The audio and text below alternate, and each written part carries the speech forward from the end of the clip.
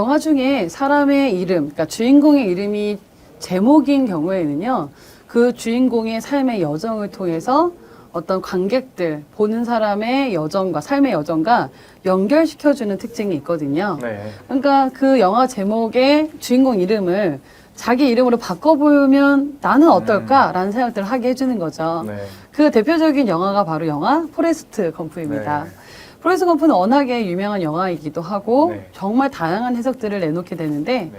이 영화가 참 재밌는 것은 포레스트가 어느 버스 정류장 벤치에 앉아서 네. 자기 살아온 여정들을 네. 옆에 사람에게 계속 얘기하면서 영화가 시작되거든요. 네. 옆에 사람은 계속 바뀌지만 네. 자기 일화들, 자기 살아왔던 거 그것들을 그냥 나 이런 일을 겪었다라고 잠잠히 아무 감정 없이 그러니까 뭐 자랑을 하거나 과시하거나 미화하는 거 없이 쭉 자기의 여정들을 이야기하게 됩니다. 네. 이 영화가 그 제시하는 바가 굉장히 많은데요. 네. 운명이라는 측면에서 이야기를 나눠보고 싶거든요. 네.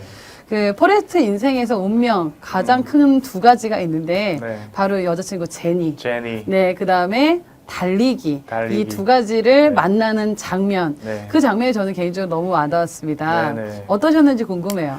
처음으로 학교를 가게 되고 네. 네, 학교를 가게 된 첫날에 제니와의 특별한 운명적인 만남이 이루어지는 그 장면이 되게 기억에 많이 남습니다.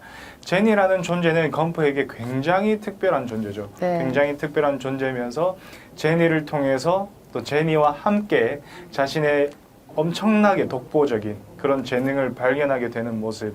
이 영화에서 그 두 가지를 어떻게 다루고 또 이러한 만남과 이러한 변화가 어떻게 운명적으로 검프의 인생에 작용하는지 정말 흥미로운 것 같습니다. 네. 그래서 그 제니를 만났기 때문에 달리기를 만날 수 있었던 네. 거죠. 그 동네 아이들이 다리 보조기를 한 포레스트를 막 놀리거든요. 네. 막 돌을 던지고. 근데 이제 그때 처음에 뭐 상대하지 마 약간 제니가 이랬을 때 정말 가만히 있어요. 포레스트는 네. 돌을 맞으면서. 근데 도저히 안 되겠다 싶으니까 제니가 네. 뛰라고 하거든요. 네. 런! 포레스트 런! 이렇게 네. 외칩니다. 제니가 뛰라고 하니. 네, 원래 다리 보조기가 있는 상태에서 뛰면 안 되죠. 네, 안 되죠. 그런데 포레스트가 막 달리기 시작합니다. 네, 뛰기 서서히 어기적 걷다가 엄청난 속도로 달리게 되면서 다리 보조기가 다 파괴되게 네. 되죠. 이 다리 보조기가 상징하고 있는 게 굉장히 많은데요. 네. 어떤 것들로 상징이 될 수 있을까요? 다리 보조기는 사실 우리를 정말 안전하게 하지만 그렇게 안전하게 해서 등이 굽은 채로 태어난 검프, 온전하게 걷기 힘든 그 검프를 걷게 해주지만 걷는데 도와주고 서는데 도와주지만 사실 이 보조장치 때문에 뛸 수는 없는 겁니다. 네. 이것이 나를 안전하게는 해주지만 나를 더 멀리 더 깊은 곳으로는 가게 해줄 수는 없는 것이죠.